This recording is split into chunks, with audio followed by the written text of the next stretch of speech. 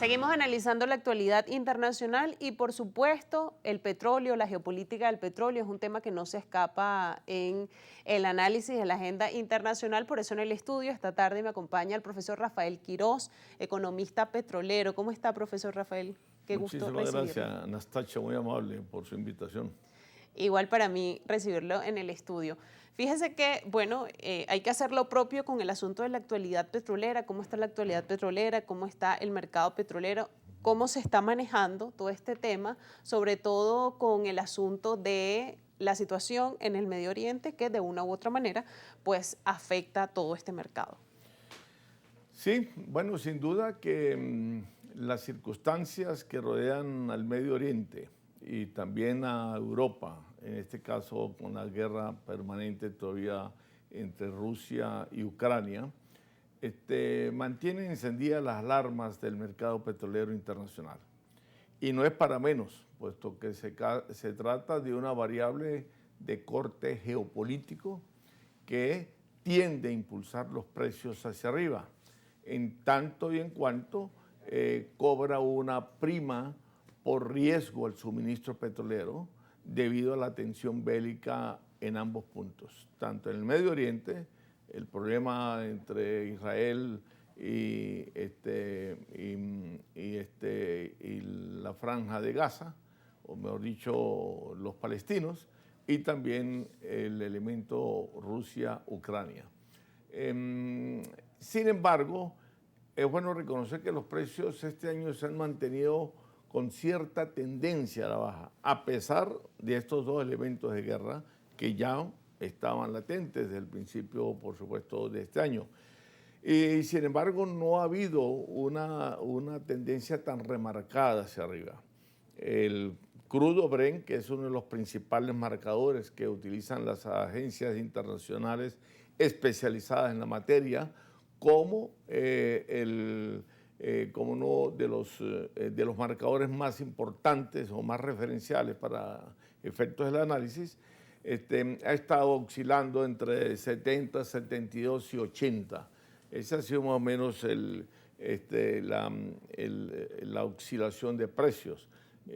Tomando en cuenta, por supuesto, que los precios petroleros siempre están dispuestos a la orden de la volatilidad de las diferentes variables, de los diferentes elementos que van a concurrir a la hora de la definición del precio, es decir, a la hora de definir lo que llamamos la estructura de la formación del precio petrolero, donde tanto variables estructurales como variables coyunturales concurren allí, unas con más fuerzas que otras, unas con más ponderación que otras, pero concurren al fin y al cabo para definir el precio. Así que el precio del petróleo no lo define una sola variable, que es la variable de la guerra, por decirlo así, o del elemento bélico.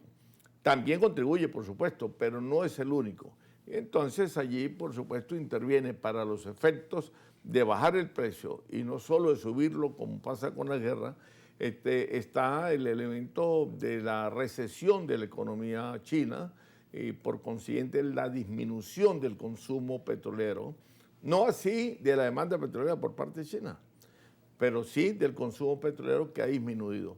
Y eso, por supuesto, puso un poco el precio hacia la baja. Y digo yo que es diferente a la demanda porque una cosa es el consumo petrolero de China y otra cosa es la demanda. Ellos han disminuido su consumo en los últimos destacados 6-7 meses, pero han subido la demanda porque han aprovechado los precios bajos para ellos acumular inventarios, para almacenar petróleo, tanto como sea posible, a bajos precios. Entonces, lo mismo está pasando un poco con el resto del mercado asiático y cierta tendencia de asomo y que amenaza con impactar más en los precios del petróleo, que es el elemento norteamericano, o el consumo y la demanda de petróleo por parte de Estados Unidos.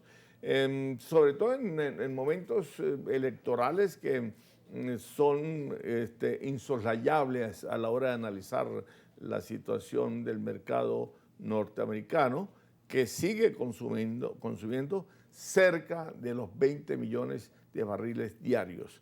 Creo que para el cierre de este año, para el 31 de diciembre, Estados Unidos va a estar montado sobrepasando los 20 millones de barriles diarios, de los cuales va a estar produciendo 13.7 millones, 13.8, cercano a los 14, pero va a estar, por supuesto, importando los 6.4, 6.3 millones de barriles que faltan para equiparar, por supuesto, su producción interna más importaciones, equipararla con lo que es la demanda y el consumo petrolero norteamericano. Profesor Quiroz, vamos a hacer una pausa en este análisis porque también, además, en el segmento siguiente nos corresponde hablar del asunto de los BRICS y qué nos dejó esta cumbre que, bueno, cada año, año tras año, se va haciendo cada vez más importante. Vamos a hacer una pausa en esta conversación con el profesor Rafael Quiroz, economista petrolero, y al regreso seguimos con el análisis.